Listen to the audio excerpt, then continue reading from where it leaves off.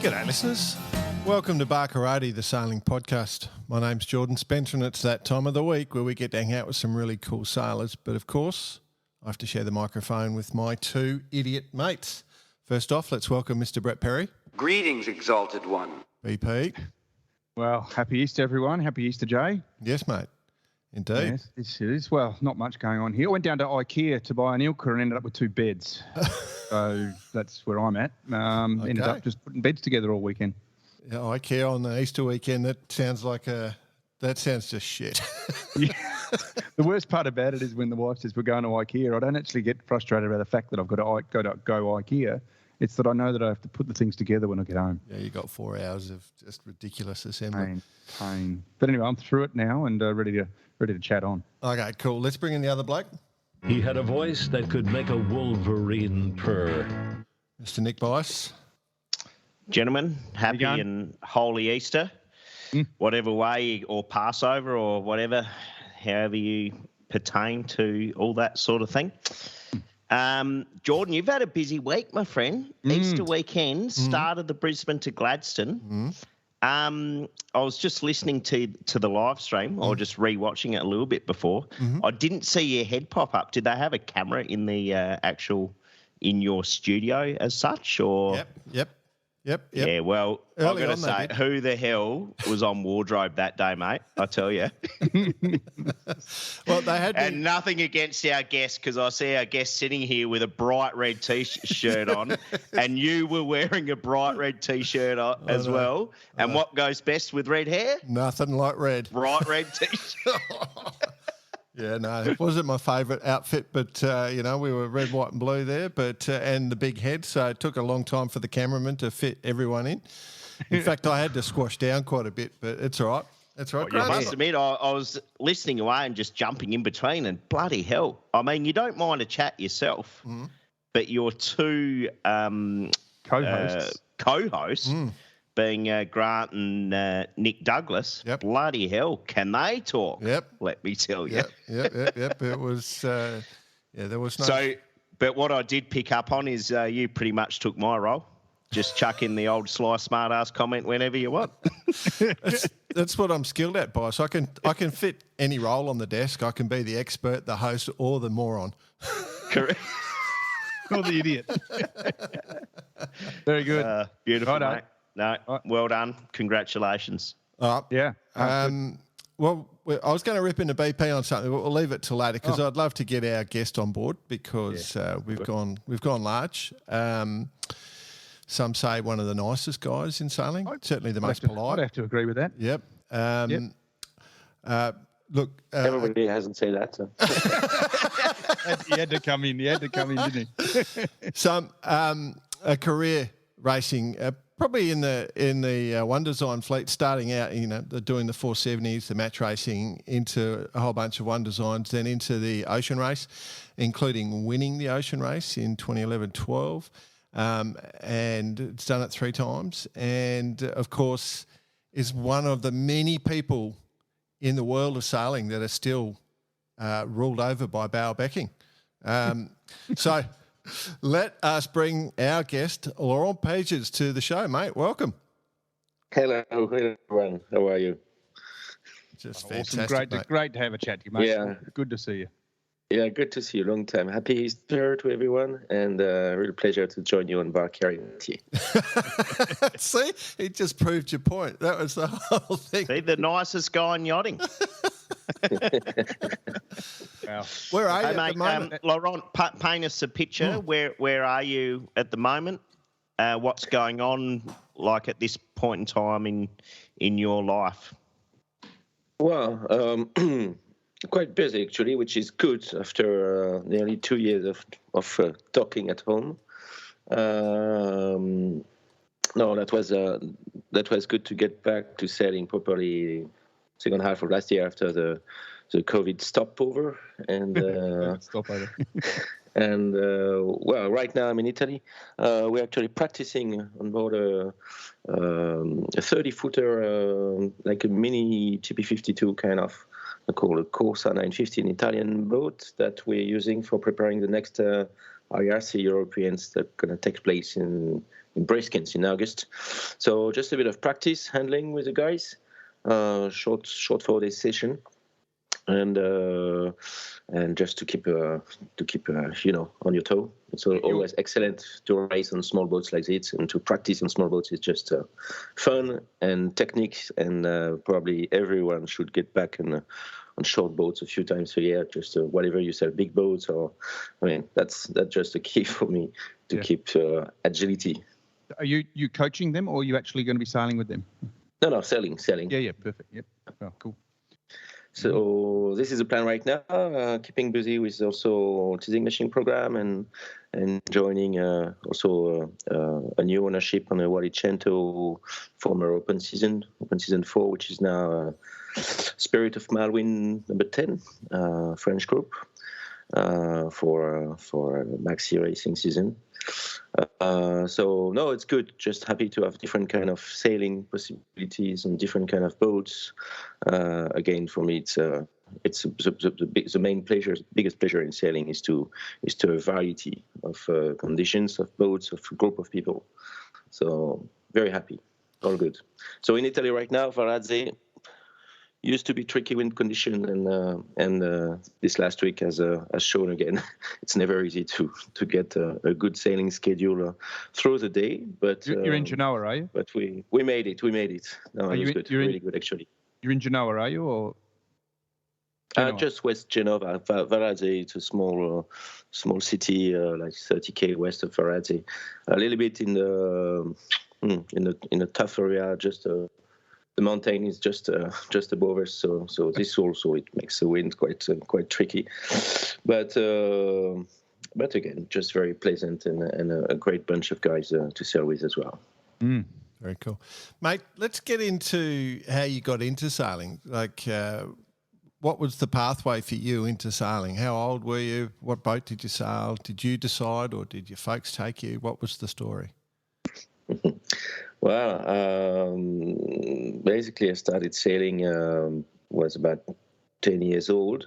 My father is pretty fond of sailing, having a small cruiser, a 30-foot cruiser at that time.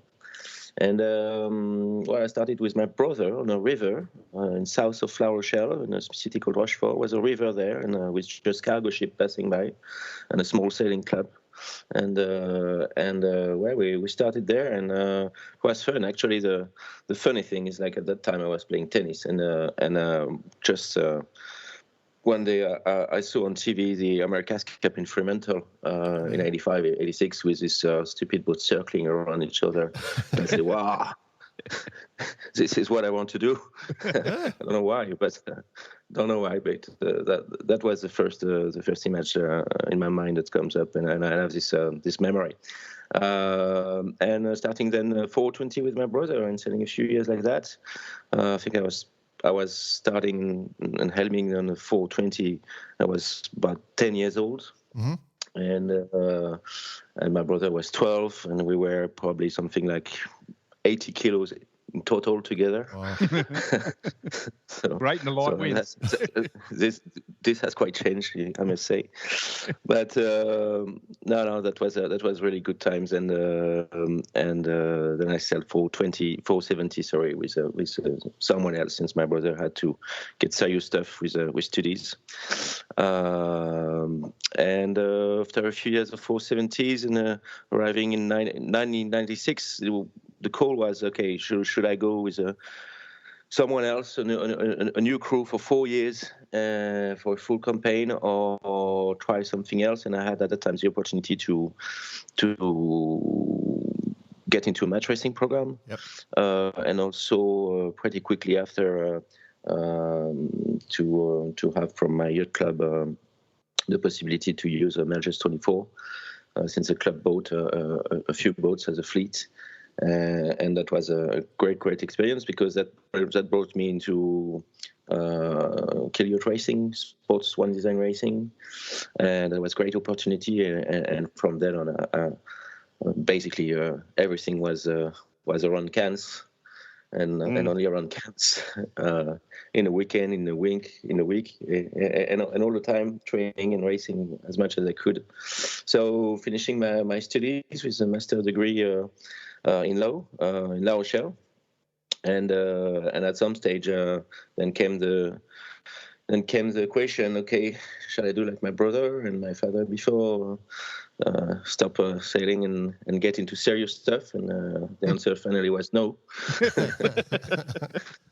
And then I took the chance to try to make a living out of it, and fortunately it kind of worked, and joining different teams. I'm one of the very few French at that time, very few French people that had the chance to join teams from a bit everywhere in Europe, in US, and discover some new circuits, the M30s, the Merges, the 540s, and others.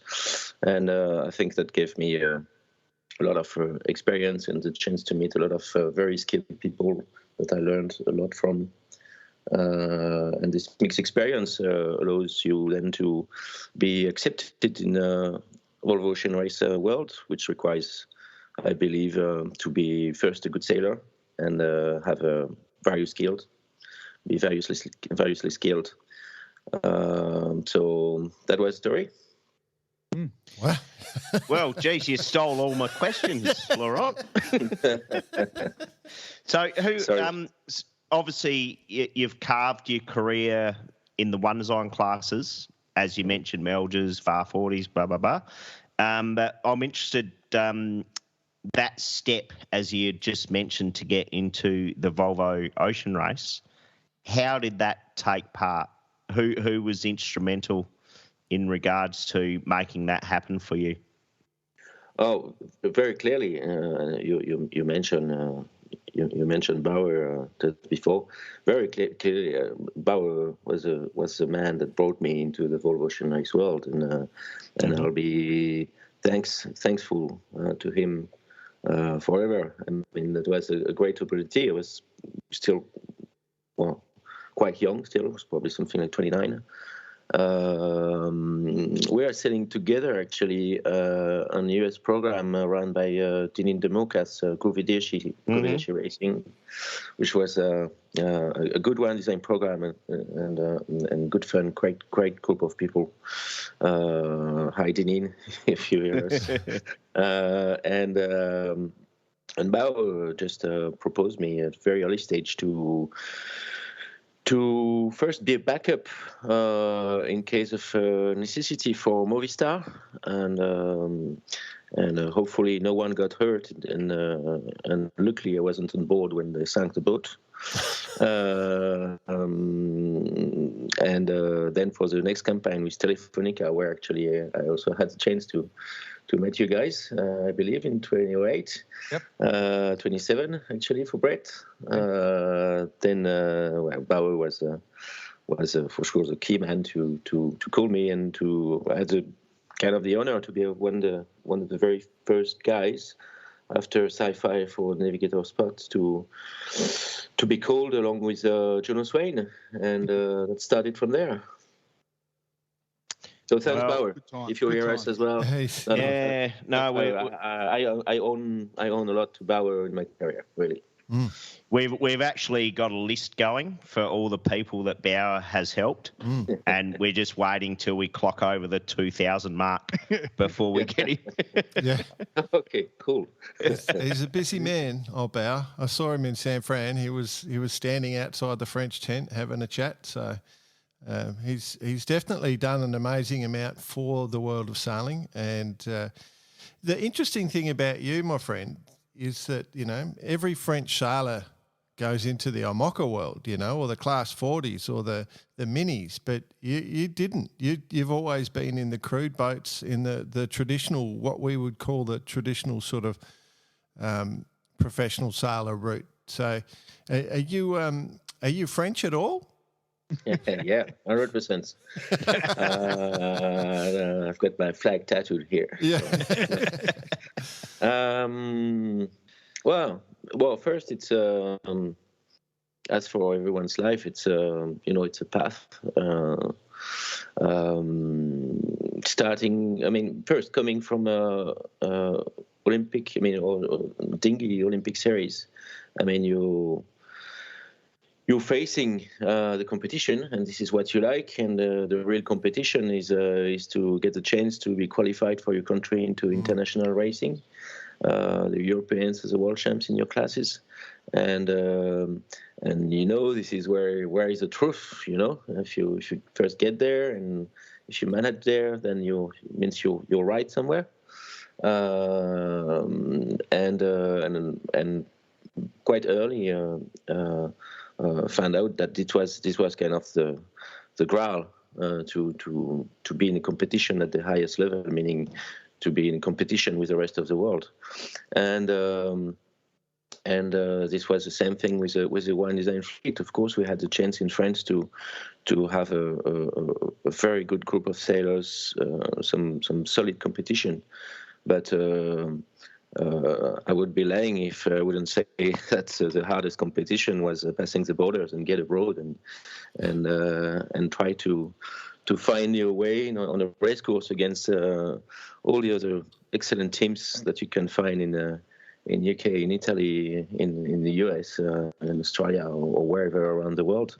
So for me, that was crucial. I'm first a competitor, I believe. And that was crucial to try to always have the chance and the possibility to race at the highest level. And for me, the highest level is international sailing. Fact is, One Design sailing is great for that, because everyone's got the same tool in hands, and it's all about the skills of the crew work and how you make a boat fast and get the right calls, right shots around the race course. But development also was very interesting when jumping into the Volvo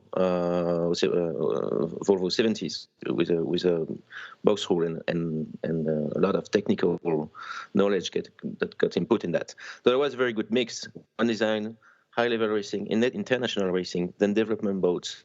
That was a perfect mix. Yeah. And I always mention when people ask me that why I made this choice, I would say first I'm a competitor.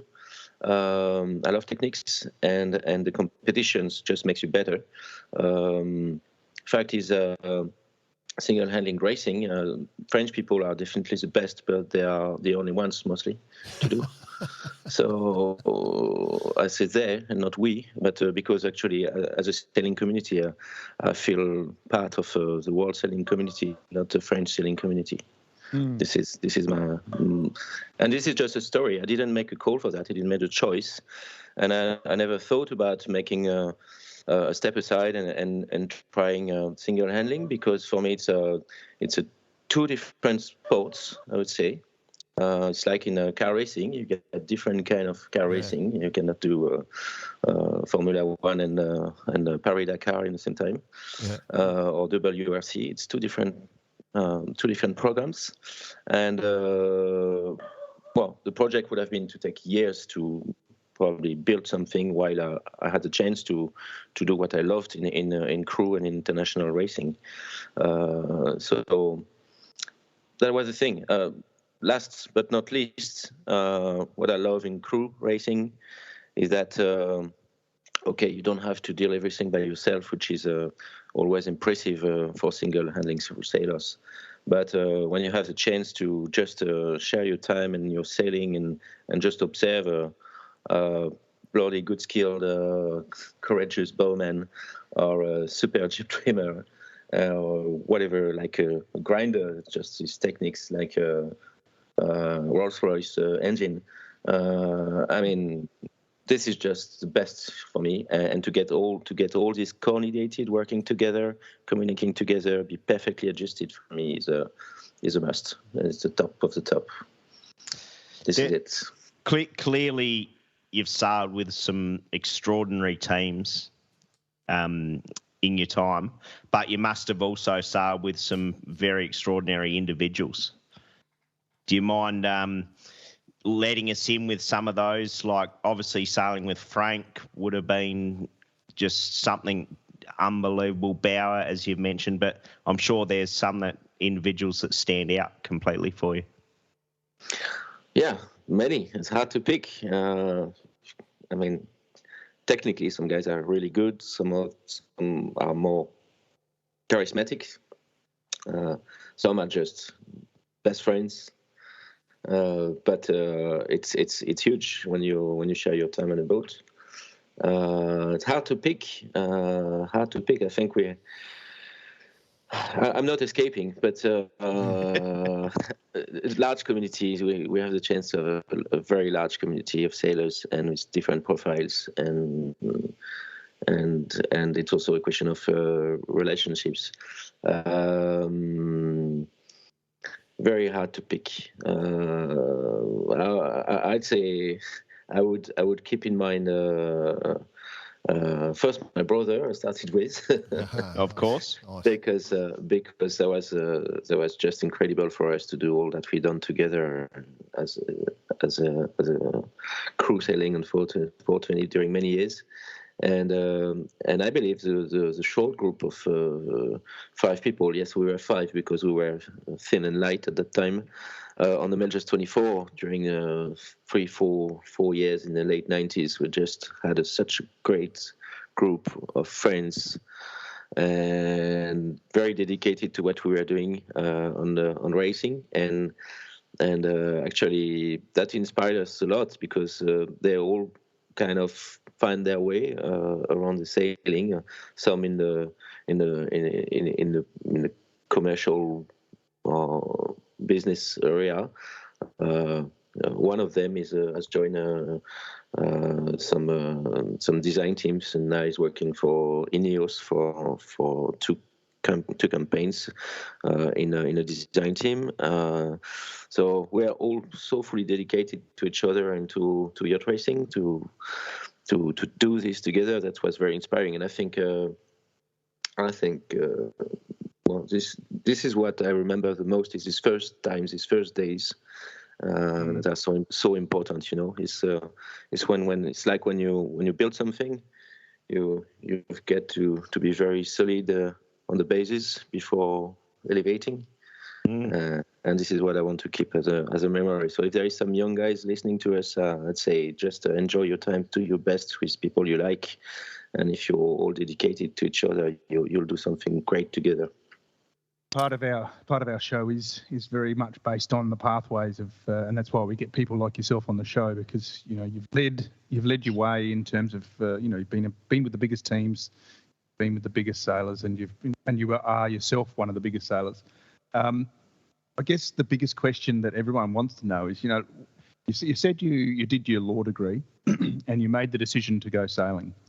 That's a big decision to make, because law, you've got a career, you've got a life, you've got potential money, you've got everything set up.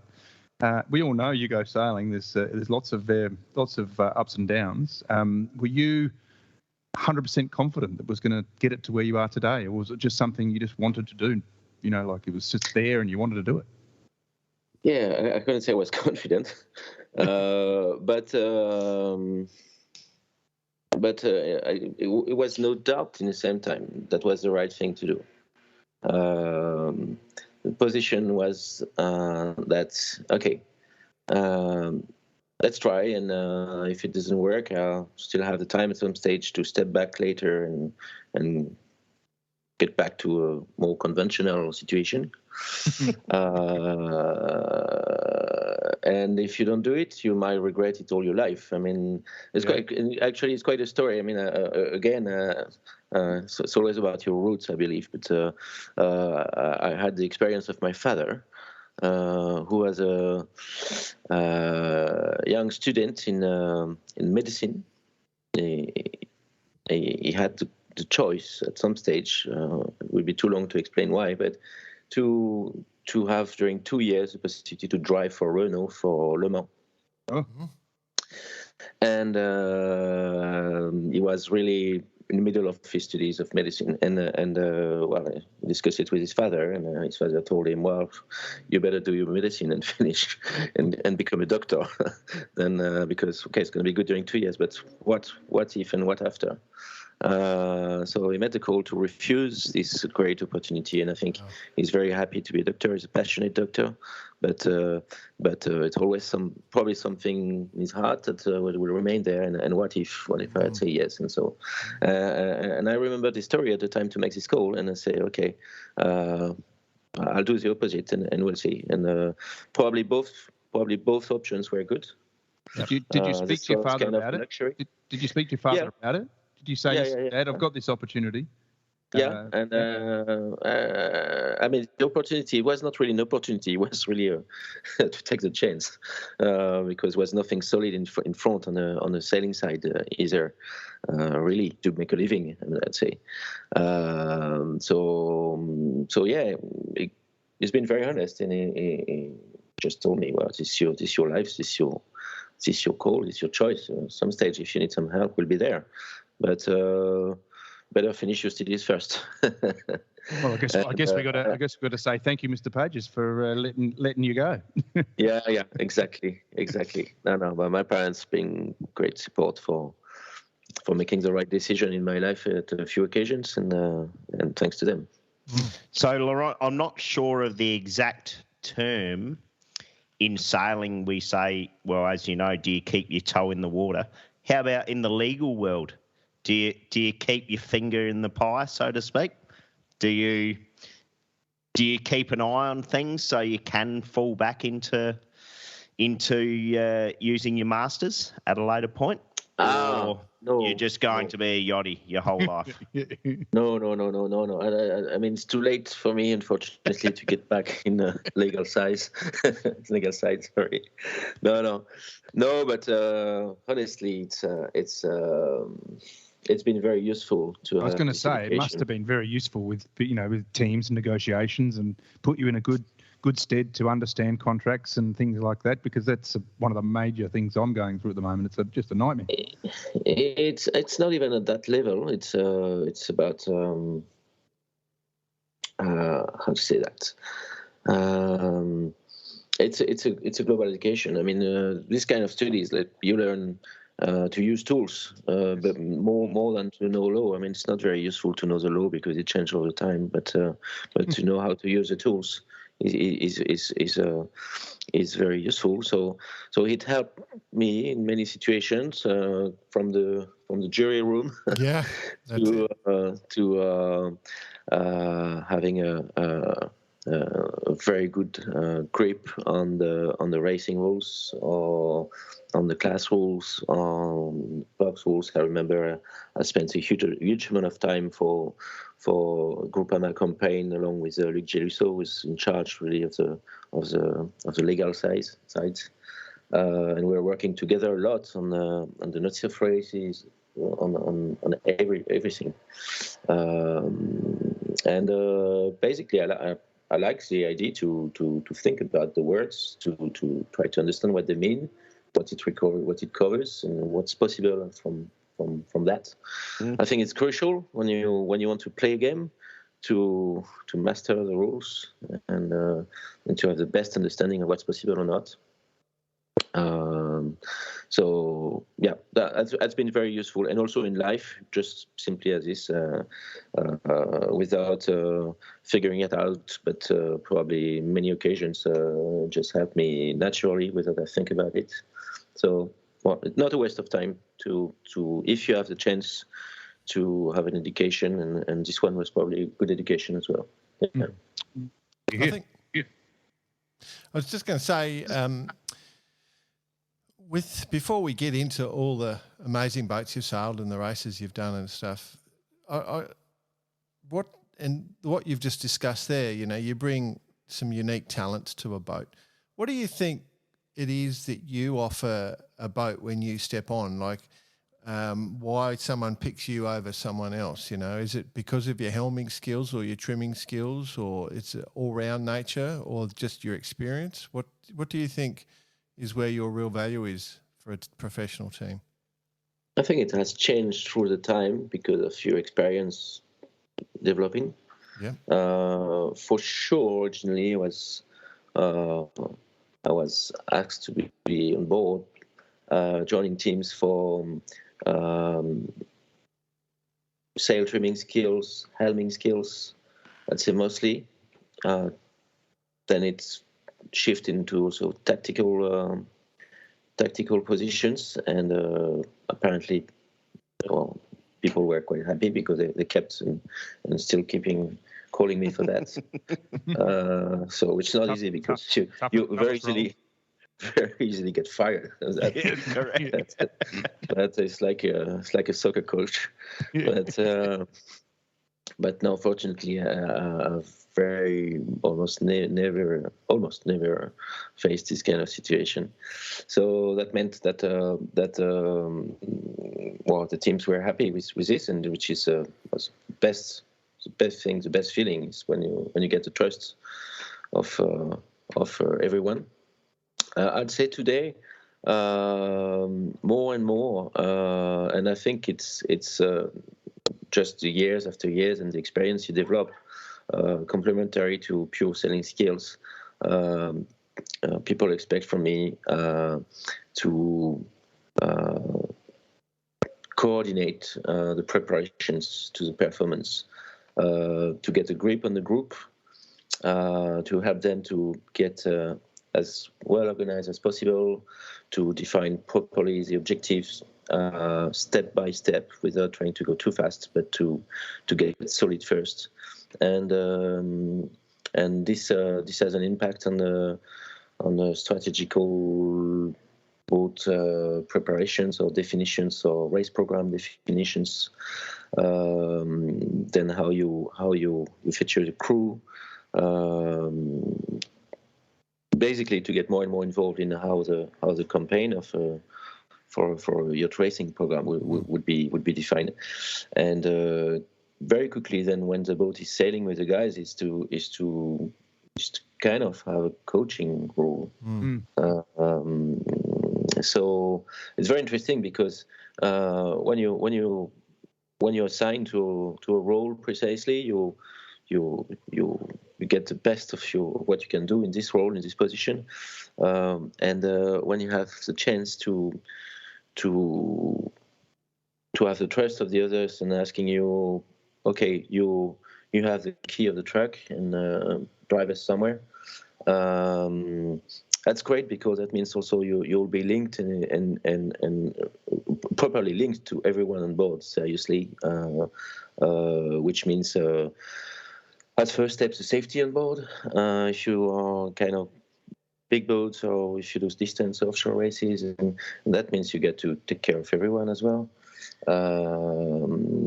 And of course on performance and the maneuvering, different sides, all the sides basically of sailing. And I must say I feel good in this position because I like maybe not such a maybe it's not such a nice skill, but I like to have control on things, and not on people, but on potential events that could happen. And in many situations, safety and security will always be paramount for me, and especially for the crew and the boat when I'm in charge. And I especially appreciate to share this experience and kind of teach youngsters about this, because not all the time you think about that when you're a young sailor, and I think it's something we should always keep in mind. Interesting. I have a little smirk on my face because Laurent, we no longer youngsters anymore. we used to be. We used to be. But we meet some.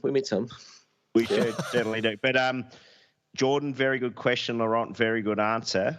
And I think we alluded to it before as you being, one of the nicest guys in yachting, and there's something we say in bar karate is, and we call it the no dickhead rule, which basically means to build a team, you don't want any dickheads on board.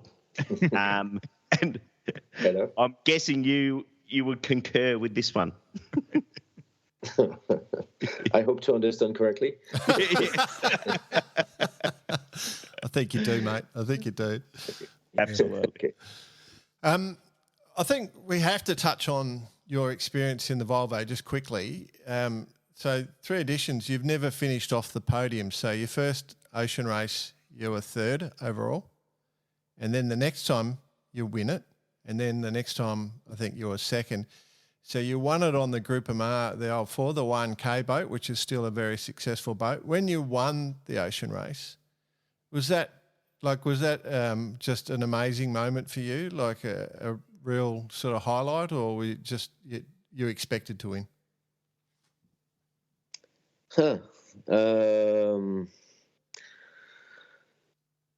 I'd say both because when we started the campaign with Frank, straight from the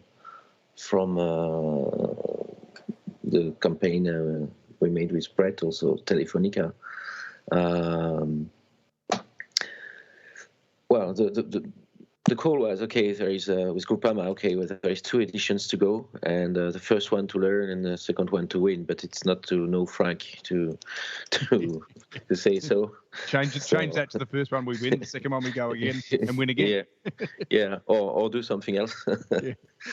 But no, very quickly, and the way this campaign was set up, and the group of people together, and the skills from technicians, designers, engineers, and group of sailors was of course having us in a position of serious competitors for overall win, which we were probably not considered by everybody a serious contender at the very beginning.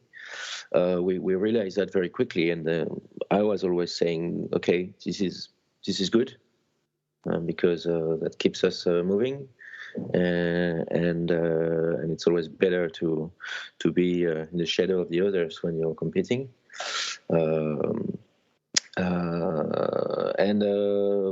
Stopovers, races, legs after legs, we were considered as more and more serious contenders. In my mind, I remember because we knew our strengths and we knew our weaknesses, and corrected a few things at very early stage, but we had a great potential of development as well.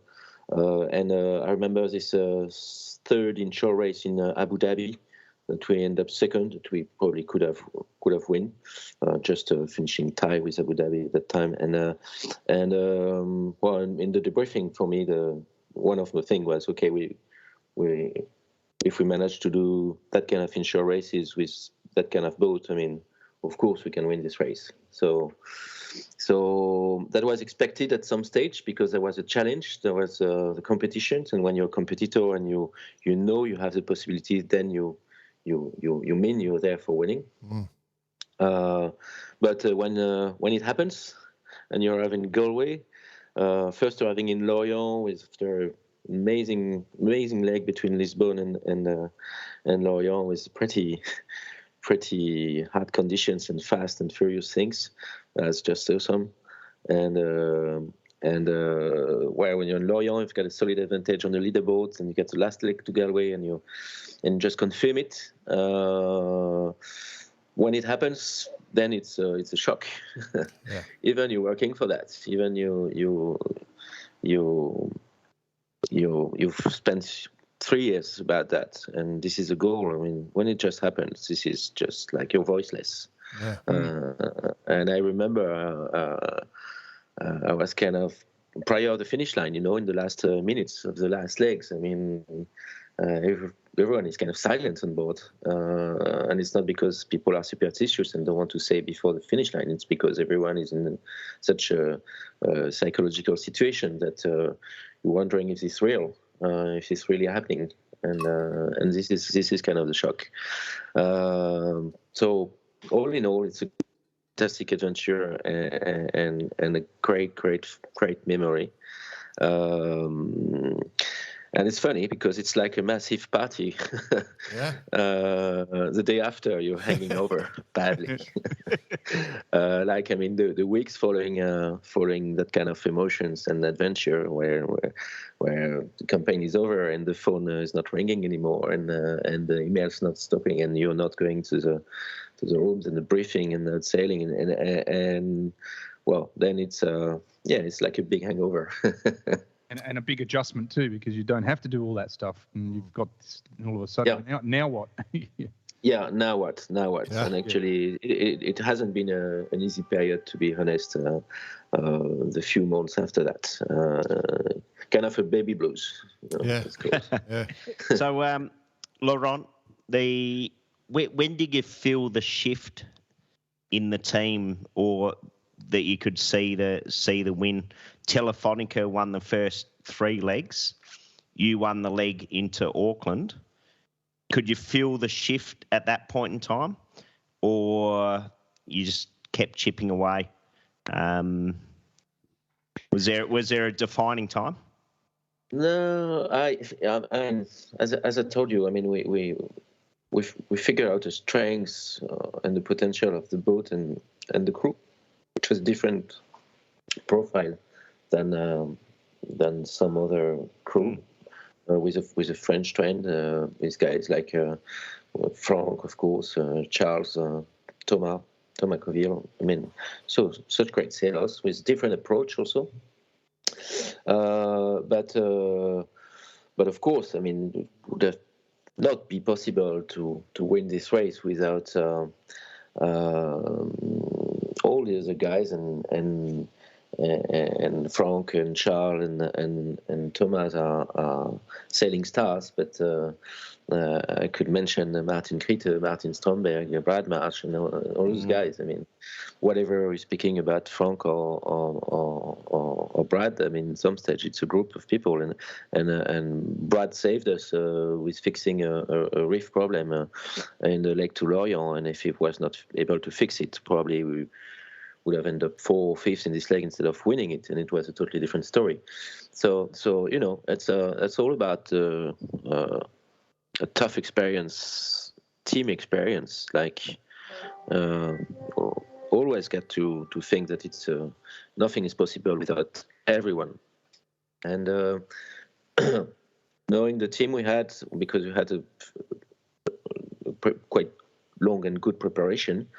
Working a lot since August, September 2009 already, and start sailing in December, January 2009, 2010. So we had a long preparation together with a good group of people, knowing each other, and when the race started, we all knew the amount of work we've done. We all knew still the potential of improvement we had from Volvo Ocean Race. Is two things: is where you start, the level where you start, and is the level where you can still achieve through the race. It's a long event, it's a long race, it's a development race, and probably the most important is, of course, where you start is important, but the most important is not where you start, is where you can be at the end in terms of performance and level, and how you can continue to get better and better through the race, legs after legs. And I think we've been very strong at that, stronger than other teams, stronger than Telefonica. They probably started at a higher level than us, but probably hasn't been able to keep improving as far and as fast as we managed.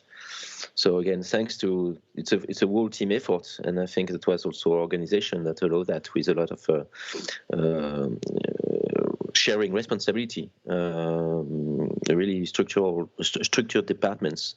The decision-making process was not centralized onto one people, but the information was shared properly. Things that sometimes I missed in other campaign, like the following one, actually. So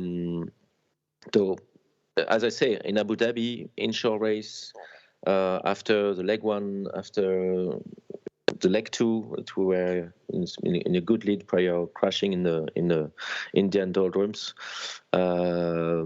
this inshore race in Abu Dhabi, being able in 10 knots of breeze to race against both supposedly better than us in light or upwind conditions, while we knew we were super strong in the power reaching, because it was also a decision, it was a call. We set the cursor at this level as well in the boat design and boat preparation and sail plan and everything, and being able to do that, for me, that was the call. Okay, if we can do that in 10 knots of breeze on a rounding the cans, we can win the race. Yeah, it's interesting. You know, the Volvo has been a part of your career, but when you look through your resume, you've done all the major races in the world. You know, the Caribbean, all the Caribbean races, the transatlantic. You know, the Sydney Hobart, the Middle Sea race, super yachts. You've pretty much, you know, the match racing, the 470s, you've covered everything. You know, you're probably as all-round a resume as anyone. So do you have a favourite race? Like when somebody says, come and do this race, you go, oh, yeah, I'm ready. Well, there's one I hasn't done. Hamilton Race Island. I've heard it's nice. If you got a slot. I mean, no, seriously. Many races are great. I mean, Volvo Ocean Race is such a story. Hard to pick one, but let's say most important, more than the race, is the guys you're racing with. Okay. Well, was two things. At some stage, I say, okay, whatever happens, I don't try to get to join for a fourth Volvo, because I had quite a deception in the last campaign, 2014, 2015. Human deception, also the sportive challenge deception, as I think everything was not made for what I've been told at that time, which was winning. I considered that it's not true in the end. We're not doing everything we could for winning. So I'd say the Volvo Ocean Race definitely is for me the best of the best, because it's long, it takes time. You get to know people really, to shake for them, to have your life being in their hands as well. That's such a thing. But you get to do it with the right people, and then it's a story for every racing, every yodi in the afternoon in the bay with a glass of wine. You get to do it with the right people as well. So sailing is more, and this is why I'm a crew sailor and not a single handling sailor. Crew is first. Sailing is first a matter of being with others, and for me, sailing is being with others. Whatever you're racing or cruising, or just considering the time and the chance you can be together with other people and enjoy it, and like we do, chatting. That's probably sums it up, doesn't it? And that sums up Laurent Pagès in a nutshell. That's that you enjoy it and people enjoy having you around. I guess that's the key to it. You've reached the level because of that, probably. Well, that opens up another question. Oh, yeah.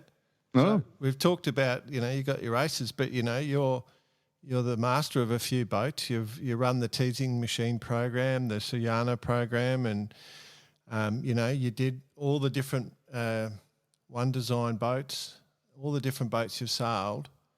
Do you have a favourite boat?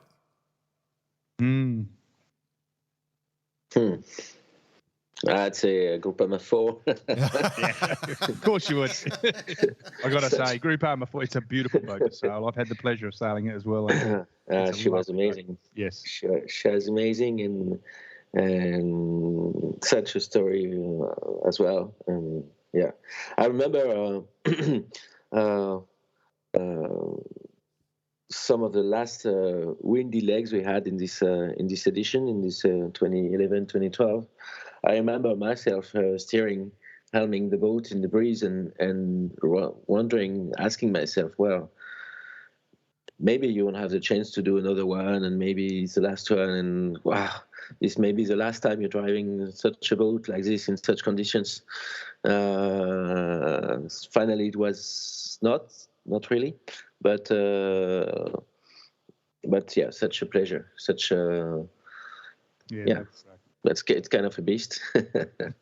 No, that's just great boat, and the great thing is like we spend so much time to think over these boats in the process of designing and developing and making the boats being fast and reliable and just improving.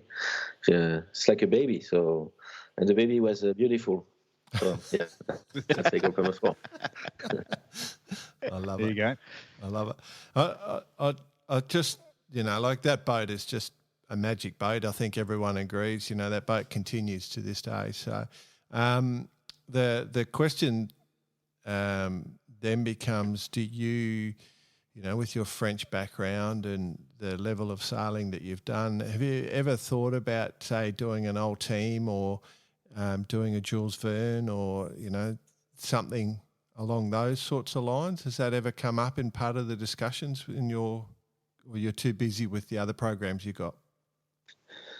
No, I've got offered at some stage to do the Jules Verne's. That time was with Pascal Vidiguery when he was keeping the Banque Populaire, but it was a period I was just finishing the Telefonica campaign and joining the Groupama campaign. So for me, the story of the Volvo was not finished, and to be offered to take some responsibilities at a very early stage in the Groupama campaign was for me the natural call, and it was a great offer, and so finally this Jules Verne option didn't happen. I must say I love racing, but the competition. I love match racing. I just love hit the guy on the side on the race course. I mean, I'm very happy to have a beer and a nice chat when we're back. But I love the competition, the fight. It's like jumping on a ring and fighting. So this is what I love. Probably miss. I've never been really attracted by setting up records and such. So maybe this is why I never pushed for the Jules Verne as such. Probably feel too lonely on the race course. But at some stage, to be honest, in 2016, late 15, 16, I tried to with someone else to set a Volvo campaign. But obviously, I'm a better sailor than a fundraising guy. So I never managed to get much money. So very quickly, I made the decision. Okay, this is probably not any skill for me. I'm not good at that. So probably, or I don't know. I don't have any other explanation at least. But better to be sailing. I mean, in the end, and this is also the chance I probably have against compared to some other French sailors that are doing single handling. Figaro and Mocha, okay, they're free to do what they want once they get their money, but they're always basically dealing with that aspect. I don't have to deal with that aspect as such. I'm offering service, some experience to others, and they like to have it or not. But I don't have to make this commercial action that you have to do when you run an IMOCA campaign or something. And I'm very happy with that, to be honest. That fits me perfectly. So, in saying that, Laurent, what's next? What's the next 1 year, 3 year, 5 years for Laurent Pagès? Hard question. Not sure.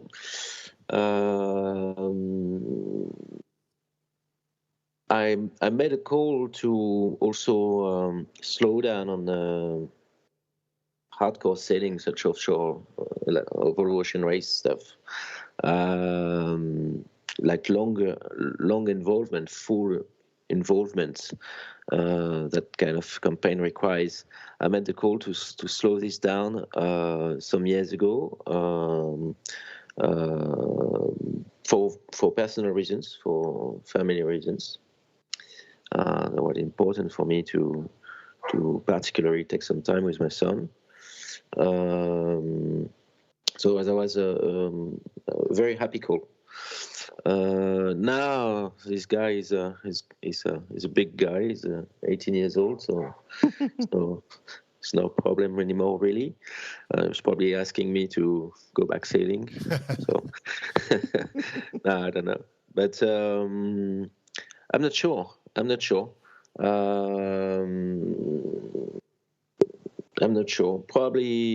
We're probably gonna. I got a lot of interest in developing boats, and probably gonna start a new boat at some stage for Eric, the Toucan Teasing Machine's owner. So aiming for launch in the early 2024. Mm-hmm. That means we're just starting on a blank sheet and thinking over it. So that's always very interesting to start from a blank sheet for designing boats. Have you gone to a designer yet, or you're just throwing ideas at each other at the moment? Yeah, you can't say. Don't say what you can't say. We're just throwing ideas and sharing them with a couple of designers. Okay, this is where we are. Can we give you some advice that we've found, that works really well in Australia when designing boats and trying to put ideas together? Is a few beers. Have a few beers, and you come up with some really good ideas. Beers and red wine, I found. Yeah.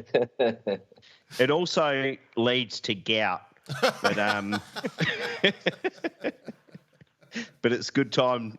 It's good at the time. You get gout and a boat.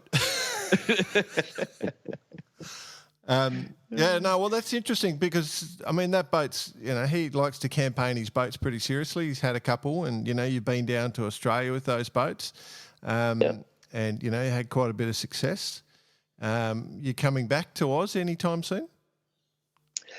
Well, first, I fly tomorrow to New Caledonia, which is not that far, just next to.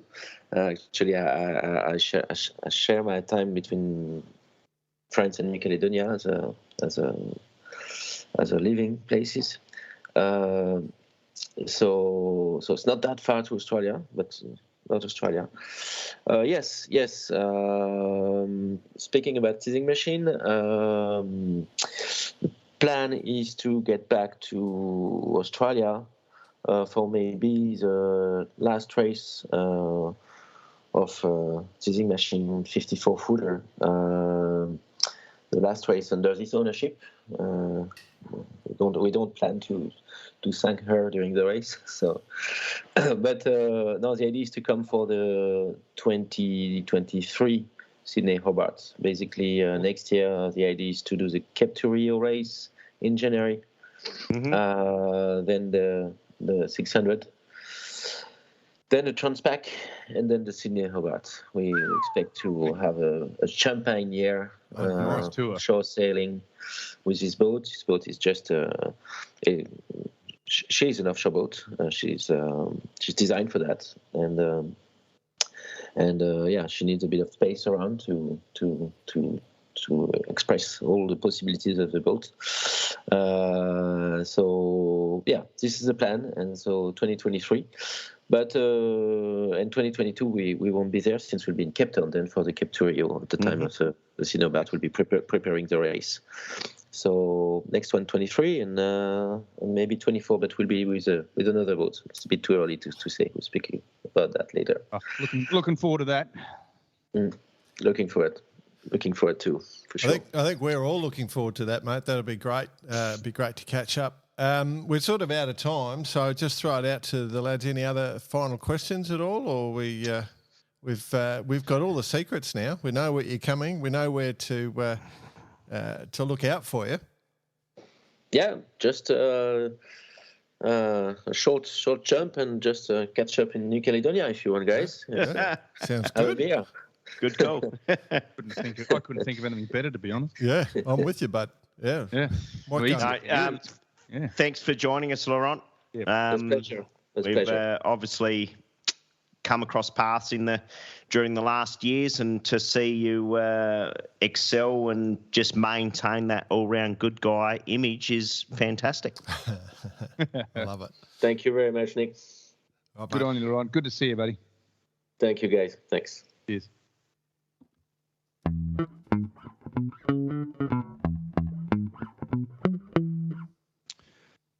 As mentioned quite a lot, Laurent sort of stated that it's all about the people he works with and the people he sails with, and it's true to the point. I can stand for that 100%. When I first met him, way back in 2007, I reckon it was, he walked in, and he's been the same person ever since. He's just been approachable, and he is interested, and he wants to know what's going on, and he's always been involved, and I think that is what the sort of person he is, and it was very easy to see that in his chats.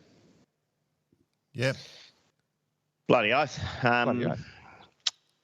Considered. And there's it's pretty clear why he's been deemed the nicest guy in yachting. Oh, no question. Didn't even let me ask some of my key questions. He already answered them. He was very considered in everything he provided, so you know what you're getting when he's when he jumps. What a legend. Yeah, bloody oath. Yeah. Oh, drink to that. Absolutely. Great to have him on the show, and I wish him all the best as he moves forward. There you go. Cool. Rock on. All right. Other news, club events. Any club events to talk about, lads?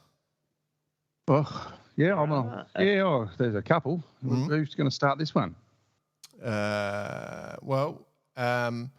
We did get an email from John Humphreys, which was cool, about the contender class. So this is Yes. pretty localised. So the Victorian states, so super localised. But the contender was the old Bob Miller design. So Ben Lexon, for those who don't know, single-hander on the wire.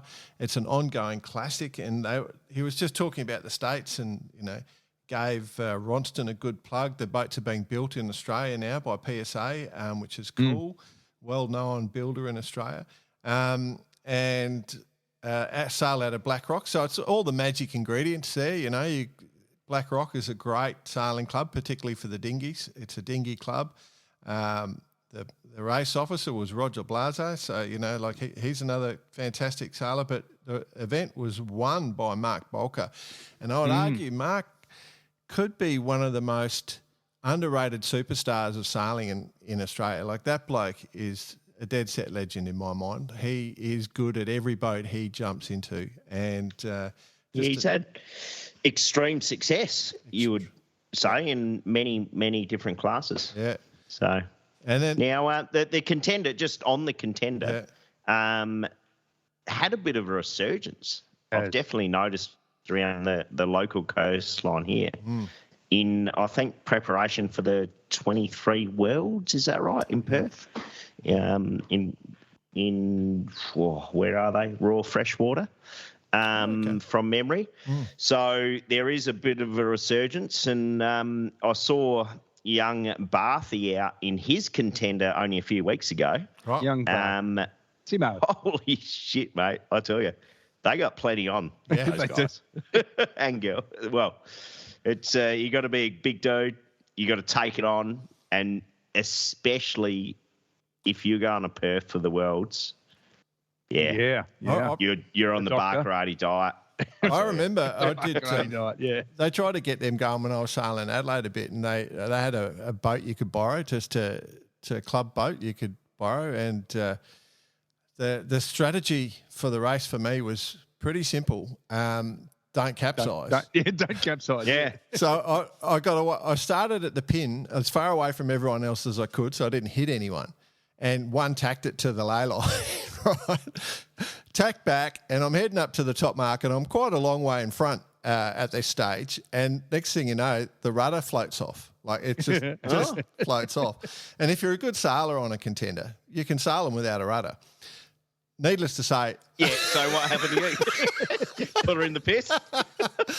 It was a glorious, shining career. That's probably the extent of my contender career, but they are a great boat, good boat. Oh, mate, imagine, like on the trapeze, hang on. on a Rewind. laser, Rewind, basically. Bicey. I want to know what happened next. You came into that saying if you were a good sailor, you could sail them without a rudder. So Yeah. let's see He the answered end of this. Yeah, he put it in the piss. Yeah, So you don't need to debate that too hard. You need a bit of practice.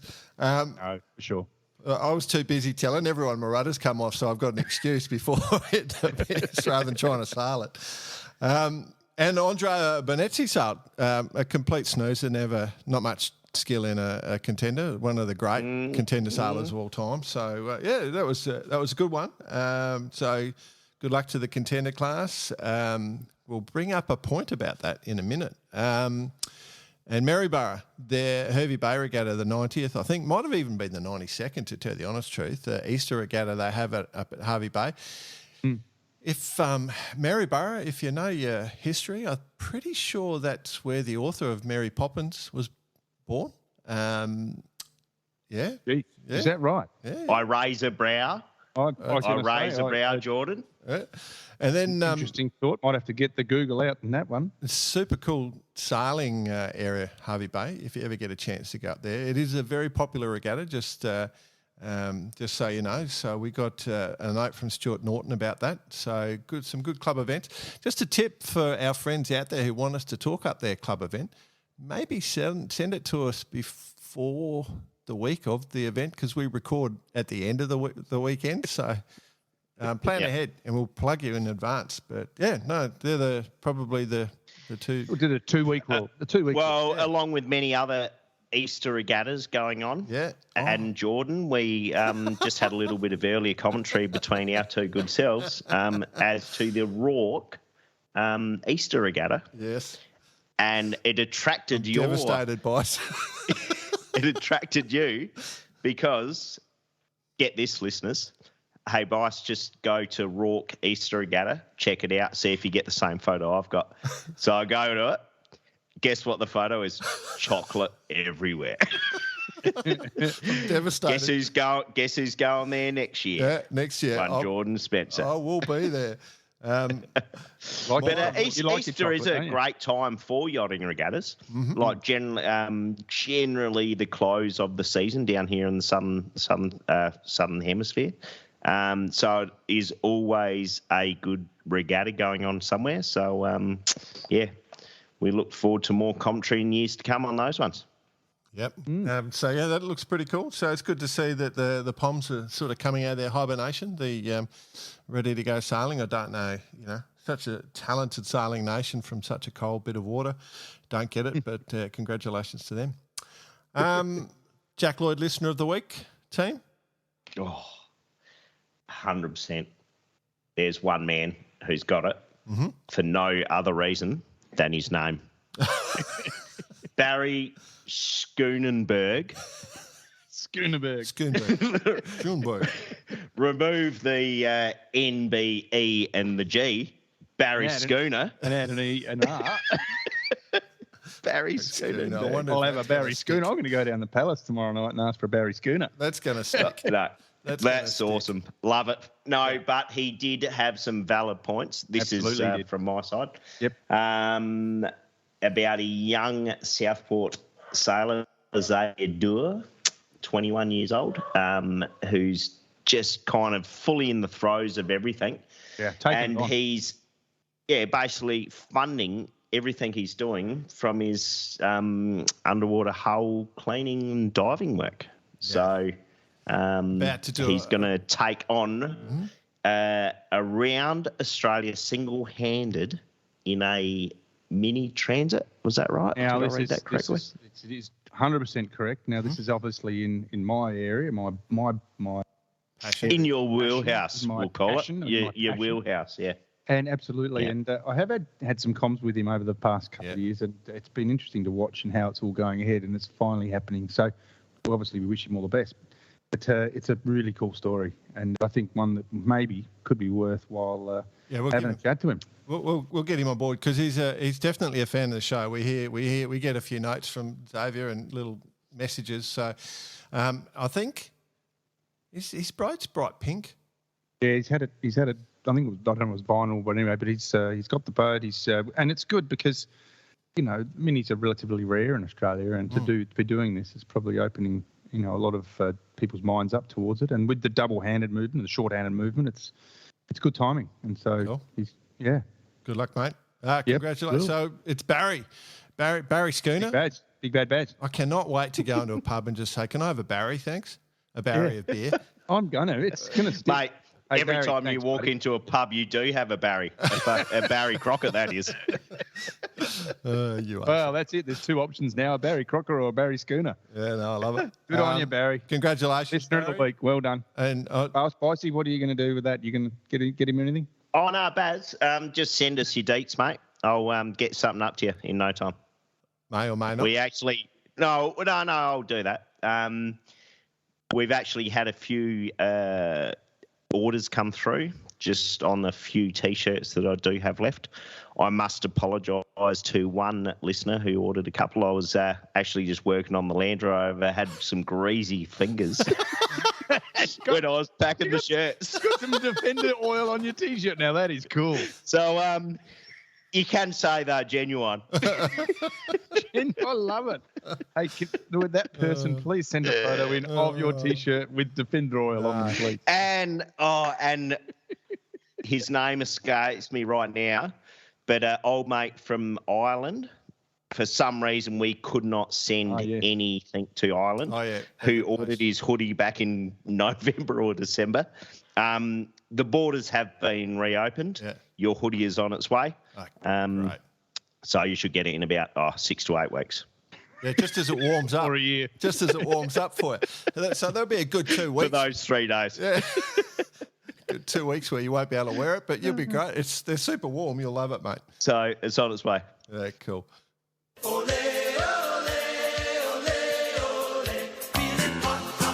It's hot time with Bice.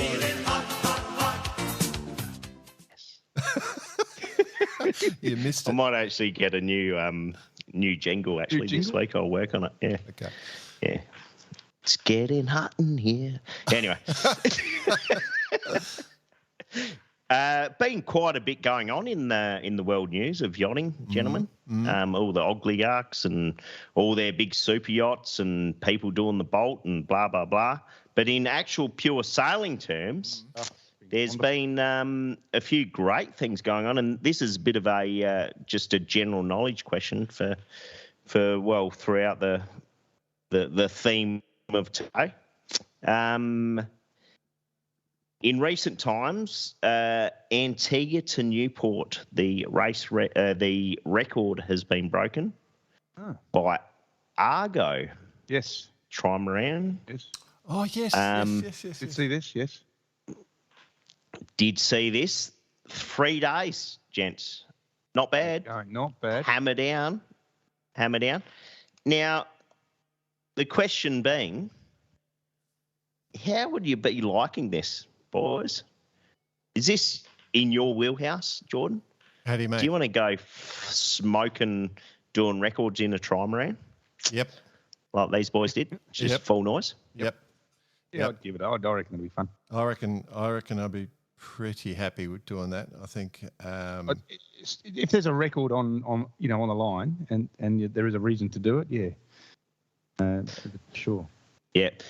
Shout out to Maxi, boat captain on board, who I saw some images of Maxi just fixing something happened with the rudder bearing or replaced the rudder bearing at sea, and it looked quite heenery at the time.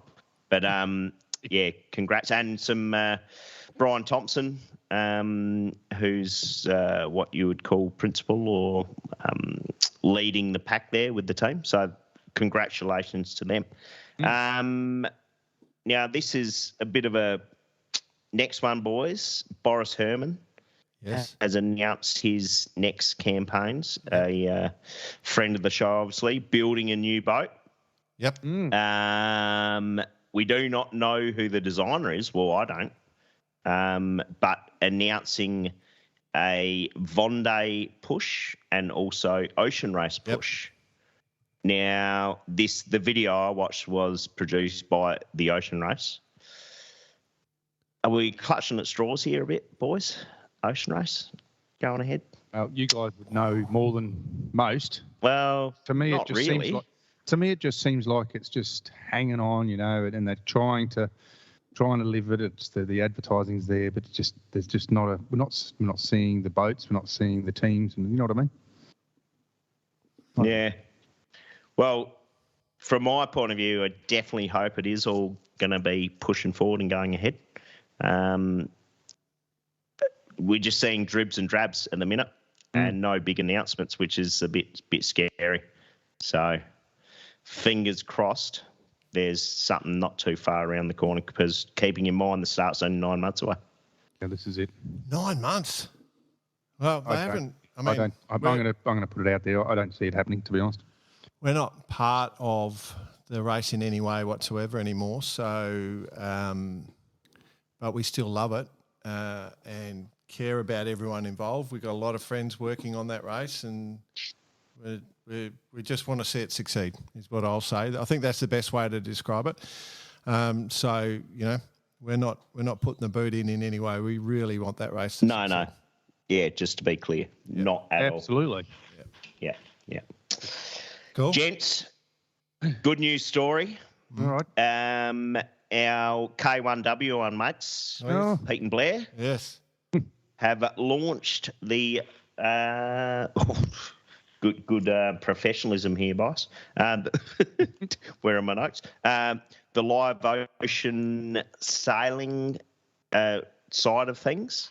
The old women's crew. And they will be developing and putting into a series full female crew going forward, with the vision, of course, for these females to take part in future Sail GP, America's Cup, whatever it might be. So they're basically paving the path. Well, building the pathway out of the land of the long white cloud.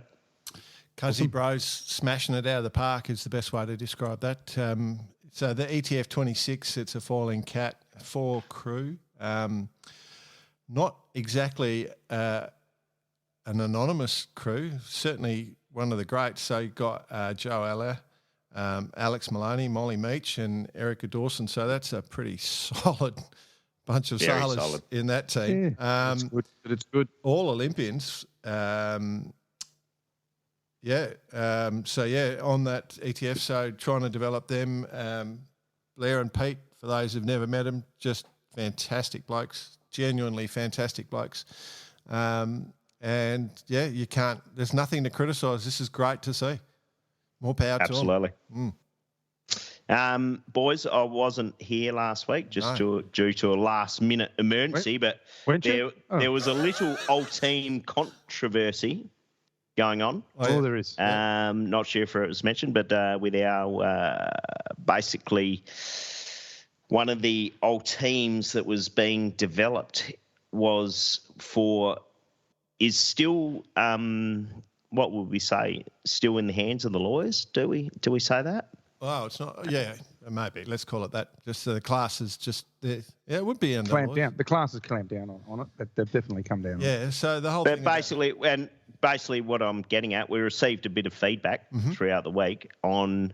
Well, it came from the fact that I was quite nonchalant about the fact that they're putting the winches below deck, and I sort of said I don't see the problem. But anyway, continue. So, basically from our anonymous listener has sent in, well, okay, you allow it there. Where do you stop? Do we next thing see TP52s with winches down below deck? Do we see whatever it might be, fast 40s with winches below deck? Do we start seeing all that? Or grinders down below deck, and suddenly all boats are obsolete for those that haven't got that set up, So, and I will say that the sailor where do you sit on this, Jay? Where do you sit on it? Well, the sailor that sent this info through to us, or these thoughts through to us, is probably one of the most successful sailors in the world currently. Of all the pro sailors in the world. So I'll just sit down and shut up. take your medicine, you reckon?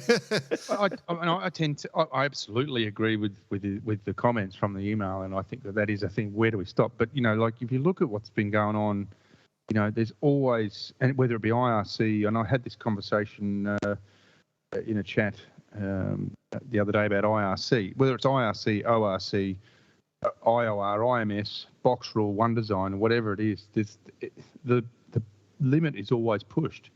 And if it's not written into the rule from the beginning, then someone is going to take advantage of it and utilise it. That's what it is, right? That's what, that's why we ended up with the TP52s. That's why we ended up with these boats, because the rule was a box rule and everyone kept advancing that little advantage, advancing the next advantage and the next advantage and the next advantage until it ended up in that corner, which created these TPs, which are now down to the 0.0001% of performance advances, right? In this situation, it doesn't say that you can't have, that's put in apostrophes, the winches down below or this or that. And so they've gone, well, let's do it, and that's what they're saying. And now they're saying that, ultimately, where they stop it. And it's true, and it's a world sailing thing, right? It's in safety regulations, right? Yeah, well, this is right. No winches or operations below deck. Yeah, so and this is something that I think we did touch on this, that in a class rule or in a box rule or whatever, it may have been that it's not looked at from the world sailing point of view, because and then anyway, the point is that where do we stop? I'm for trying to keep the boats as obsolete, as used as possible. Like we do that, we're going to wipe out a lot of boats. That's true. What I say, BP, get that keel off the X2, mate. Lower it back down to the ground. Get the jigsaw out. Cut the winches out. Put them down below. It's the way the world's going. Right. So and what we do then is also we get down below. We put a grinder down there, and you lay on your back and you grind while you with your legs. Yeah, that's like those lay down bike things. Yeah. Have you sailed the X2 yet, BP? No, it's very, very close. It'll be done this week. No, wait. It's on my list. Oh, sorry. All right. So, 2 more to go, gents. Yep. This week saw the stepping down of one of the more well-known names in yachting. Ian Walker steps down as the RYA racing director after 4.5 years. Yep. All this. Anything to be read into, you think, boys? Or he's been in there, he's done his time. They do say that it's in between the cycles between the Olympics and a few different things, or is there something more to be part of this? Oh, we've got someone's nodding their head profusely, up and down, that is. Wouldn't have a clue.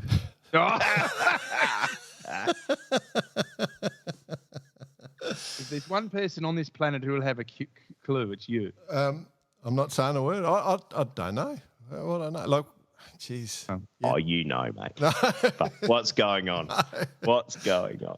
The way he's rubbing his hands together and nodding. No. Let's move on. Come on. So word has it, Ian has got a team to go back in the ocean race. Right. And he's getting everything fired up. That may or may not be true. Yeah. That's a big call. Yeah. We'll give our mate Mark. Rightio. Now, finally, tell us about your X2, BP. Yeah. What's going on, mate? Just fill us in. Yeah, look, it's... by the way, love the graphics. Love the artwork and the colours. We will be launching that this week. So for all those listeners who go, I haven't seen it, that'll be coming out this week. We're waiting for the branding stuff to be finished off. But yeah, that's all good. And have you got a big christening ceremony? Yeah, we're planning that all this. Like inviting all the Barcaradians to come down to work and check it all out. What time? When's it on? Stand by. You'll get a ticket in the mail. No, I'm serious. Oh, with the merchandise pack. No, I'm serious. I'm onto it. I'm organising it. But anyway, so let me just go on. So everything we've done with the engineering, the design over the last X amount of months and years has paid off. Everything's fit to a millimetre. There's been no issues. rig went in the other day for the first time within millimetres. Didn't have to do anything. We've got all the settings right. We've got everything done. There was a few little issues, that we had to do with hull one, which is fine, and nothing that was stopping us sailing. And then so the boat basically on Tuesday or Wednesday will be out of the shed and will be mast in, keel in, anti-foul painted because it's staying in the water, this boat. And we're going to be sailing within the next 5 to 10 days, and we're away. Is it going up to Pittwater, or is it staying on the harbour? It's living in Pittwater, but we've got a few days to sort of do a few things here, and then obviously there's a bit of testing and data correlation and work with some teams to put it all together, because this boat is going to obviously create a database of all the information real quickly, because the next boat is on the ship very soon, and I fly over to the States, and that's going in the water, and then I fly back to the UK for the one in the UK. So it's non-stop. Oh, BP, he's on the plane. Oh, isn't he? Hey? Yeah. Mate, now, BP. Now, sorry, you go first. I've got a grown-up job these days. Now, COVID changed our whole lives, and they make me go to grown-up events, but that means that I'm back travelling within Australia. 9th, 10th, 11th evenings, the 9th, 10th and 11th of May, I'll be in Sydney. Will it be up at the Pittwater by then? Well, yes. Well, where are you going to be based? Well, Darling Harbour. We'll just make plans live on the show. Jordan he'll be at the Seabull, mate. Don't worry about that. Well, I'll get the chauffeur to pick you up, and we'll go for a drive and go for a sail. How does that sound? And don't worry, Bicey and Jordan, you'll be in Sydney at some stage. Don't worry. Okay. All right, well, I'll make it. I'm not too worried, but I've got one question. Do you regret not? You didn't have much choice in it, but potentially having the boat in the water for the Brisbane to Gladstone, probably setting it under 9 metre record that will probably stand for years and years to come. Jordan, go. Right. So here's what's going on. Grant Cooper, who is the man that put the streaming show together, he's a passionate guy, and he's put so much effort into getting that Brisbane to Gladstone coverage going, and he was very happy with how it went this year. And you know him well, Brycey. You kind of grew up with the lad. I did grow up with your dads are great mates. Yep, they are, and I brought my first laser from Weet-Bix, as a matter of fact, or Grant. Sorry, his name. So. We were doing some commentary, and in a commercial break, he looked across at me and he said, we pity this X2's not here. And I said, you could sail it up. And I said, why don't we make BP and Bicey sail it next year, and I'll do the commentary, and we could have the Barker 80 challenge for the Brisbane to Gladstone. That would be yes. Consider it done. Done. There we go. Sign it off. By the way, Brisbane to Gladstone, fantastic event. Obviously. Congratulations, Blackjack, new race record. Yes. I think Ichiban with the win on the IRC. Yes, and Celestial in the normally aspirated non-turbo division. Yeah, I think Black Diamond. Oh, there's the dog. Look at that. Is that Milo? Hello, Milo. Milo's attacking me. And then in the the Cats, because there is a multi-hull race, just big congratulations to the Orma 60 known as Rex, Sikkim Rex. They also set a new race record on that one.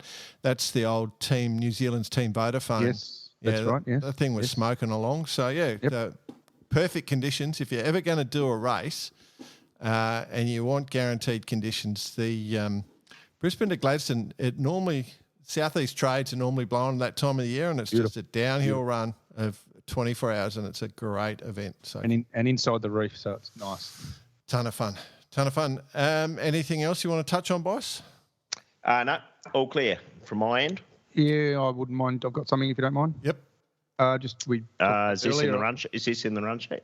Never in the run sheet. Oh, okay. No. Go ahead. Just real quickly, because we are getting towards the end of the show.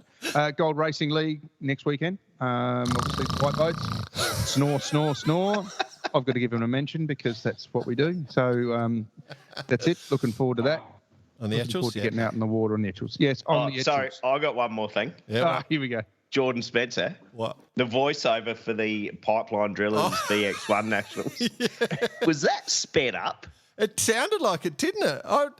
So what happens, I recorded it in a hotel in San Fran, and in the wee hours of the morning, like that's because we're so busy. And then you remember we've got in trouble so many times recording in hotel rooms. From hotel, yeah. So I was sort of trying to keep my voice down. And when I heard that, I just sent it to them like it was 3 a.m. or something. I sent it to them.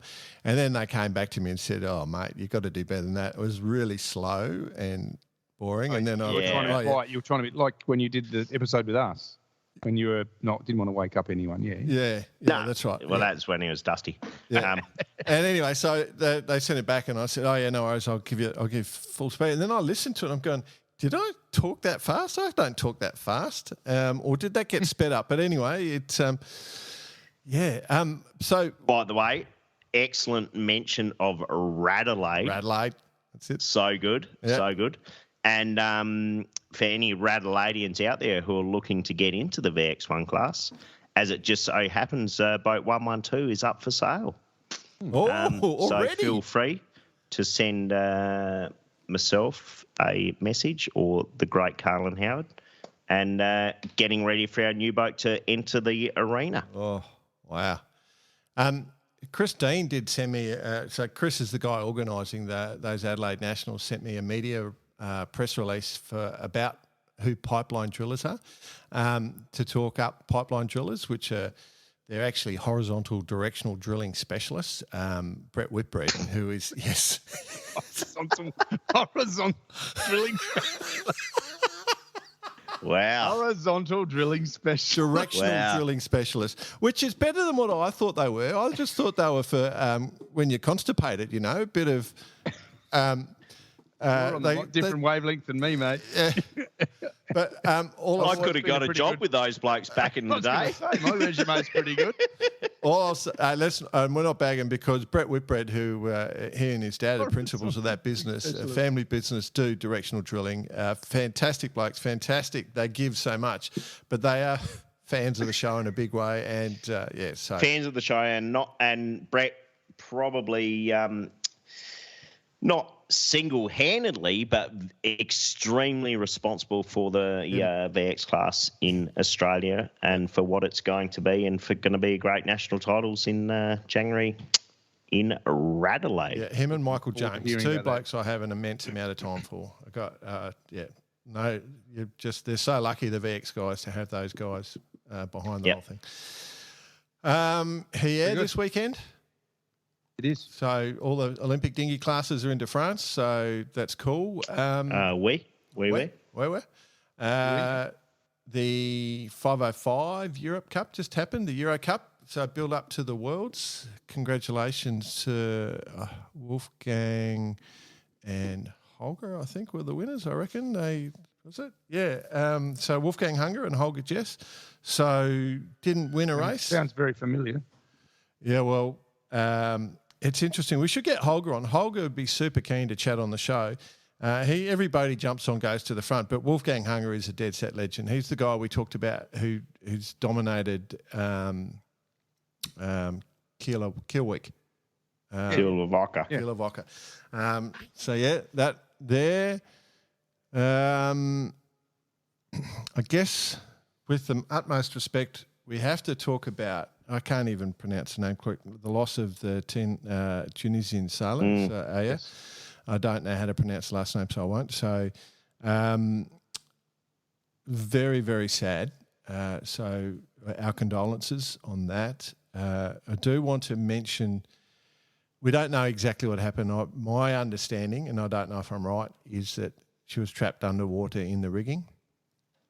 It highlights... a discussion I have regularly with people, the whole concept, there's very few people that understand how to get each other out of trouble. So if you are young sailors going out in a dinghy, if you're a skipper, make sure you know how to release your crew's trapeze belt. Make sure you have a knife. We had this conversation on the show, Jordan, or just one-on-one? 100%. So I remember that was one discussion or something that you did bring up. You either sailed with someone and the first thing you ever spoke about was how you either release me or they release you. Yeah, Carter Jackson. So for those who know Carter, wild, loose unit, like you don't think anything professional. Like Carter, great guy, no disrespect, talented sailor, but you'd think he'd be the last person to ask that question, I guess is what I'm trying to imply. But he was, as soon as I got on the boat, it was a national champs, we never sailed together, and he just said, right, how do I get you out if something goes wrong? And that's the first time I've had that in my career. And so that, I'd say that for coaches, I'd argue you want to have a knife, maybe even have an oxygen bottle or a snorkel and some goggles or something so you can see underwater and get in there if you're a coach. It's probably a go-to. But, let's have those discussions so we don't lose people. He was the youngest sailor at the Olympics in Tokyo. On the 49er FX and training up. So, yeah, it's really, really sad. Tragic. Sailing with a sister, I think. So, yeah. Tragic. Oh. Thoughts are with them. What was Cairns dump? The Cairns dump. Has that caused some news this week? Well, that's created some traffic on the Facebook page, let me tell you. Yeah. So tell us about the Cairns dump, Jordan. Well, Cairns is, a big city at the very top end of Australia on the east coast. So for those who think, if you want to go from Sydney to That's Cairns, where all the sardines swim to. Yeah, that's it. So to be in Cairns. Yeah. God, it's hard working with you. Oh dear! I'm just trying to look at my things now. I'm not set up to give a stupid response. Hang on, I've got to find a lightning quick. Waiting. Too hard. There you go. Don't act like you're not impressed. Oh, that took a bit of work. Righto. I was too busy talking. Yeah. So anyway, there's a whole bunch of boats at the Cairns dump. There's a old wooden Fin, there's a Contender there, there's a Gwen 12 there, there's a Europe there, and it sparked somebody, the classic dinghy thing put up the picture, and Jesus, that sparked a reaction. And I got a note from the head of the Fin guy in Queensland, said, can you, they were trying to save the Fin.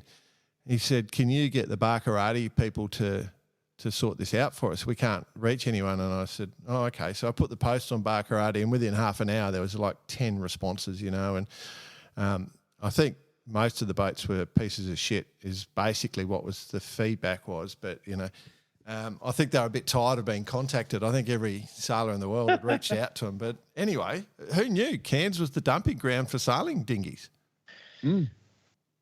Surprised there weren't more rainbows there.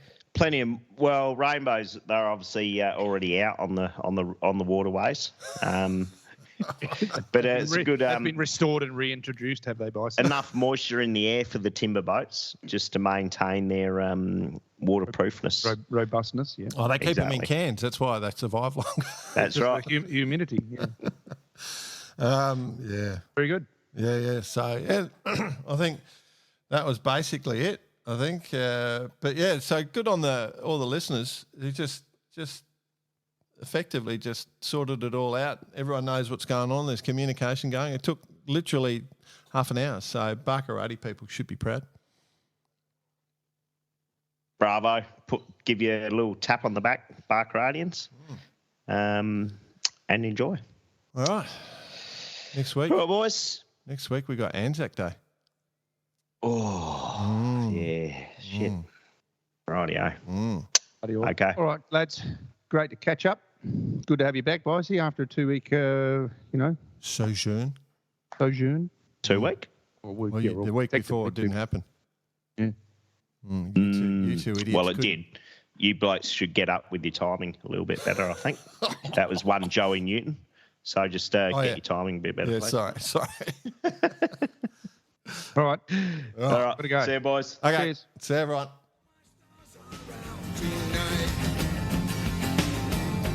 Just jump straight in, but in the middle of the song.